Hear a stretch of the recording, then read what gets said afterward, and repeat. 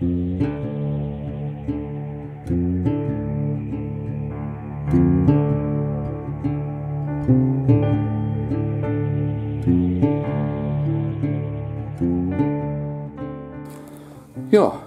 moin moin, willkommen mal wieder in der Garage.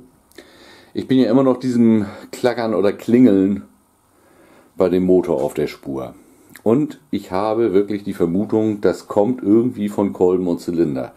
Obwohl ich ja alles auseinander hatte und nichts feststellen konnte. Aber ich baue jetzt mal 9 Kolben und Zylinder drauf und dann gucken wir mal, wie das dann aussieht. Und als nächstes sind hier vorne, hier hinter sind ja noch die Schwingen, ist ja diese Schwingenbuchse, das Schwingenlager, da ist der Bolzen einmal durch und da muss auch noch mal was gemacht werden. Tja, auf los geht's los. Ja, das Ausbauen des Motors habe ich jetzt mal zumindest im Video übersprungen. Das kennt ihr ja nun alle in- und auswendig, das brauche ich ja nicht nochmal zeigen. Nehme ich hier gleich mal wieder Zylinder und so weiter alles ab. Und hier, von hier oben kann man das glaube ich sehen. Seht ihr diesen Spalt hier? Da gehören nämlich normalerweise auch noch so welche, die nennen sich laut Katalog Staubkappen. Weil hier drin ist ja eine Buchse, die durch den Rahmen geht und diese Nadellagern geführt und da soll natürlich kein Dreck rein. Nebenbei hat das aber jetzt auch, wenn die Dinger, die fehlen, die sind wohl irgendwann, haben die sich auch, genauso wie die Buchse am Stoßdämpfer, aufgelöst und jetzt kann man das hier nämlich so hin und her schieben und das ist natürlich nicht so gut. Da habe ich hier auch schon Ersatz besorgt. War auch wieder nicht so ganz einfach zu kriegen, diese Dinger. Auch nicht ganz billig, aber das sind auch Teile, die könnt ihr von einer Bravo nehmen. Das sind also genau die gleichen, das habe ich mir schon gedacht. Ich habe im Ersatzteilkatalog nochmal nachgeguckt. Das sind die gleichen und die kommen dann nachher drauf. Dann funktioniert das auch. Also machen wir erstmal mit dem Motor weiter. Ja, was ich ein bisschen schade finde, bei diesem Zylinderkit ist ja alles Mögliche dabei. Eigentlich hätten sie denn, und wenn es einen Groschen mehr kostet, das Nadellager auch mit dabei packen können. Aber wie gesagt, das ist in diesem Falle gut. Das ist hier jetzt also auch ein passender Zylinderkopf dazu. Und diese Zylinderköpfe sind ja immer ein bisschen anders. Man sieht es hier mal im Vergleich zu dem Original. Bei dem Original ist die Kerzenöffnung viel weiter links. Hier ist sie viel weiter mittig. Deutlicher sieht man das noch, wenn man die Köpfe mal umdreht. Dann sieht man ganz deutlich, wo da der Unterschied ist. Ja, das Dekoventil musste ich hier natürlich auch noch umbauen. Das ist ja mal mit diesem winzigen Splint und der Feder. Ihr wisst ja, ich liebe Federn. Ist das immer ein großer Spaß. Ich habe das aber eigentlich gemacht wie immer, damit sich das Ventil nicht nach unten durchdrückt, weil wir haben ja hier doch ein bisschen Luft. Eine M5-Mutter drunter gelegt hier. Und wenn ich dann die Feder runterdrücke, um die Klammer hier oben und den Splint zu befestigen, dann kann mir das nicht immer nach unten durchrutschen. Ja, gut, der neue Kolben ist auch schon drauf. Das wird jetzt alles ein bisschen eingeölt. Dann kommt der neue Zylinder drauf, neuer Zylinderkopf. Und dann will ich mir den alten aber doch nochmal genauer angucken. So, Motor ist wieder drin, alles ist wieder zusammen. Und jetzt kommt der große Augenblick. Benzinhahn auf.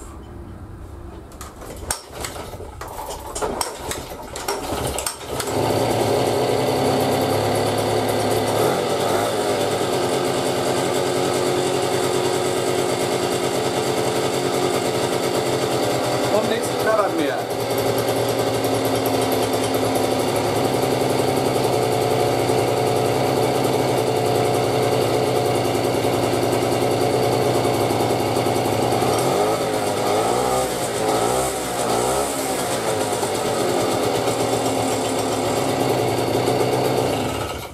So, es war also Zylinder und Kolben. Also gucken wir uns das gleich mal genauer an.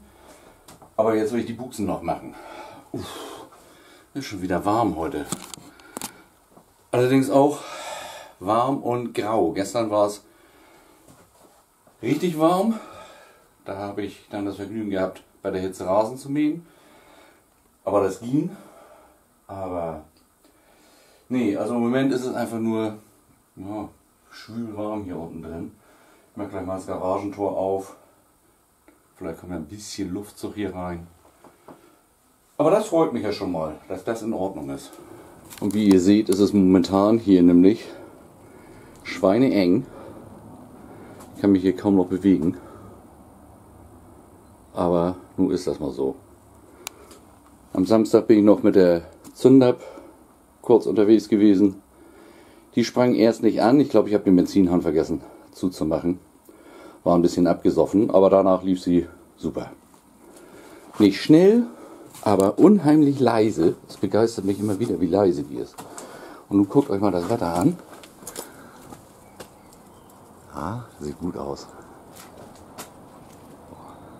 Sieht scheiße aus. Da kommt wohl gleich nochmal ein Schlag runter. Ja, so geht das hier die ganzen letzten Wochen. So wäre mir eigentlich lieber. Aber so sieht es momentan aus. So, und jetzt geht es darum, den Bolzen hier rauszunehmen. Hallo. Hi! Na? Na? Wie ist?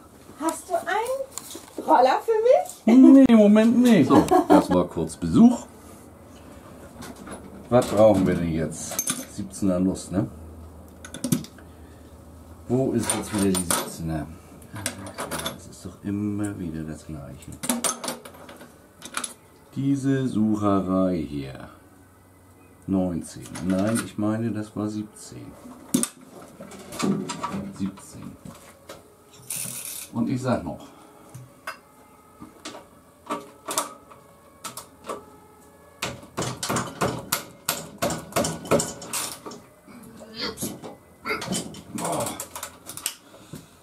Okay, gegenhalten.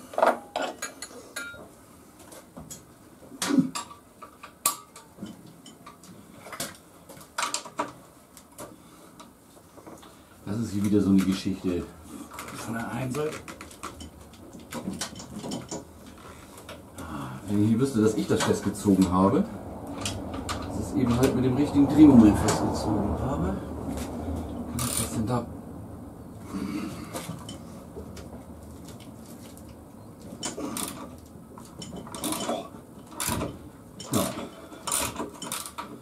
So. Aber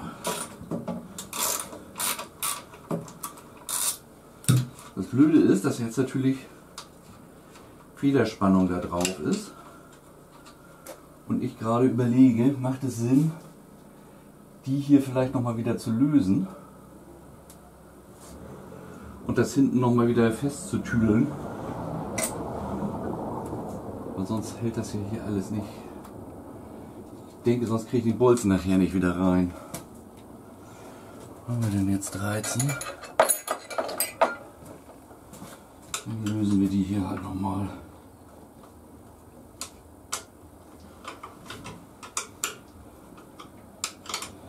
Und dann hoffen wir, dass das mit den Buchsen passt.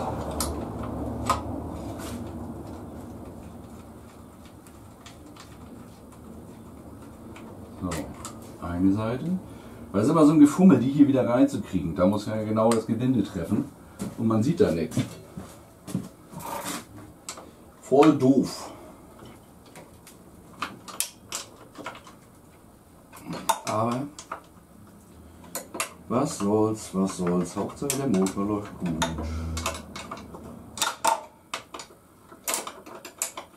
Ja, so ist das hier. Kaum ist das Garagentor auf, kommen irgendwelche Leute und sagen mal Hallo und staunen und gucken und möchten am liebsten gleich was mitnehmen hier, aber die gebe ich ja mal nun nicht her. So, nun mache ich nochmal meine Kettenkonstruktion da hinten. So, die wilde Kettenaktion ist wieder fertig. Jetzt wieder festhalten hier.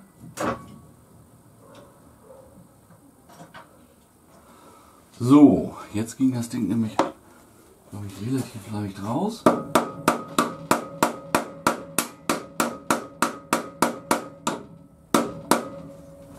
Jetzt ein bisschen unter Spannung, ne?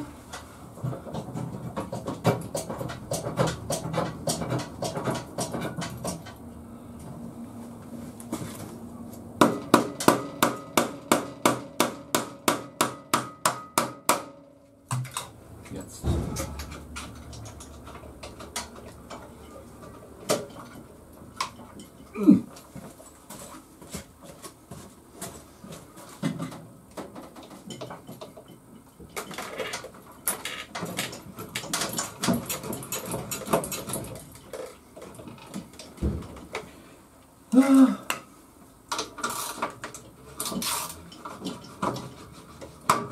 Jetzt.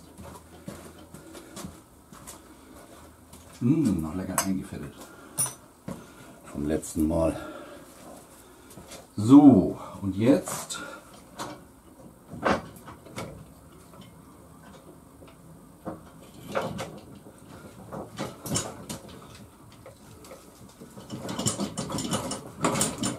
so.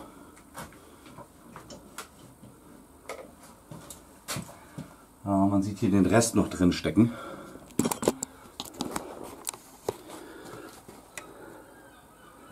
Da ist der Rest noch drin. Mal eben einen kleinen Schraubenzieher und das hier rausprügeln. Ja, zack, gesehen. Da fiel der Rest raus. So, andere Seite. Also entweder ist da beim Zusammenbauen mal Mist passiert. Ne, die sind richtig weggerieben hier. Das kriege ich jetzt mit einer Hand nicht hin. Will ich hier den Rand auch nochmal rauspröbeln. Und dann könnt ihr das nochmal sehen, wenn es rausgepröbelt ist. So, jetzt ist die Buchse hier raus. Diese die Reste von der Plastikbuchse. Hier drin steckt, wie gesagt, diese nadelgelagerte Hülse. Die hat aber auch kein Spiel. Und hier ist der ganze Kram jetzt auch raus. Das mache ich nochmal ein bisschen sauber da. So, jetzt ist das sauber. Und jetzt kommt der Augenblick, wo die Buchsen, ich wüsste, wo ich sie habe, hier. Das ist übrigens die Piaggio Teile Nummer 122672. Dann werde ich mal eben versuchen, die reinzudrücken. So. Die kam übrigens in einem riesengroßen Karton. Da hätte auch der Zylinder locker reingepasst. Oh, wunderbar. Die werden ja auch nur, die werden nicht reingeschlagen und nichts, die werden nur gegengelegt praktisch.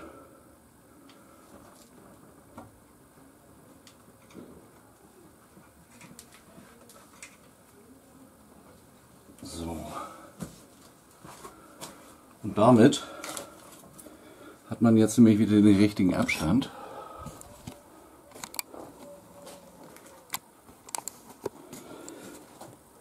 Weil sonst lag praktisch die Schwinge nur an der Buchse an. Da die Buchse aber, wie ihr seht, ein ganz klein bisschen breiter ist als der Rahmen, wäre jetzt die Belastung nicht hier auf die Fläche gegangen, sondern nur auf die Buchse und damit voll auf das Nadellager. Und jetzt haben wir wieder genau die Breite, die wir haben wollen. Nämlich genau die Buchsenbreite. Hier kommt jetzt noch ein bisschen Fett drauf. Und dann stecke ich den Bolzen wieder rein. Und dann ist alles gut, hoffe ich. So, jetzt muss das Ganze nur noch wieder festgezogen werden. Und? Na.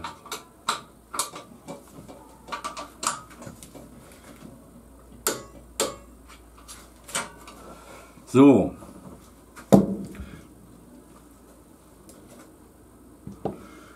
Newtonmeter. Das. Jetzt muss ich die Schrauben hier wieder reinfummeln. Und dann sollte ich fertig sein. Achso, die Getriebeübersetzung hatte ich übrigens mal gemessen. Das kann man ja so genau nicht machen, aber 10,75 muss ich nochmal raussuchen. was es bei der Vario für Übersetzung gibt. Weiß ich jetzt so nicht aus dem Kopf. Aber eine Umdrehung Rad, 10,75 Umdrehungen Getriebewelle. Ja, Schrauben reinfriemeln, zusammenklatschen und dann mal gucken, ob das alles okay ist. Achso, bevor ich das mache. So, kann man das sehen? Da ist jetzt wieder die schwarze Buchse dazwischen. Und die Stärke von dieser Buchse ist nämlich genau das, was auf beiden Seiten fehlte. Zweimal die Buchsenstärke. Und jetzt ist die Kunststoffhülse da wieder drin. Und dann ist es auch alles gut. So, zusammenbauen. So. Das ist jetzt der alte Zylinder mit dem alten Kolben. Jetzt habe ich keine Lust mehr dazu. Ist auch schon wieder ein bisschen später geworden. Den werde ich jetzt aber mal vermessen. Mal gucken, wie viel da die Abweichung ist oder ob der irgendwo oben oder unten weiter ausgelutscht ist. Oder ja, auf jeden Fall, das Klappern ist weg. Sehr schön. Die Schwinge ist wieder fest. Das Zentralfederbein ist gemacht. Ja, also es ist dann doch dies und das und jenes inzwischen gemacht. Und jetzt schreibe ich mir mal den Kilometerstand auf, wann ich den Zylinder gewechselt habe. Und damit ich dann mal gucken kann. Ein bisschen einfahren. Und ja, da halte ich euch auf dem Laufenden. Wie gesagt, jetzt ist noch ein bisschen Optik dran. Aber da warte ich noch auf Teile. Das wird wahrscheinlich auch noch locker bis zum Ende der Woche dauern. Bis dahin erstmal noch euch viel Spaß. Mir hoffentlich gutes Wetter. Eben kamen schon ein paar Tropfen runter. Wie sieht das aus? Ja, es nieselt leicht. Aber das zieht jetzt hier rüber. Da ist super schönes Wetter. Da hinten sieht auch noch ganz okay aus. Aber genau über uns, ich kriege schon Tropfen ab. Also Garagentour zu. Wenn das eigentlich mal ein Zeichen ist. Und die Möwen, echt, die sind dieses Jahr laut. Gut, dann nächstes Video ist wahrscheinlich dann mal Zylinder vermessen. Gucken, was dabei rauskommt. Weil ich will ja auch wissen jetzt, gut, ich weiß jetzt, Kolben und Zylinder waren für das Klappern verantwortlich, aber entweder habe ich das letzte Mal, als ich das so nicht nachgemessen habe, sondern nur so geprüft habe, kein Gefühl in den Fingern gehabt oder was. Ich werde das ausmessen, werden wir sehen. Also, bis zum nächsten Mal. Tschüss.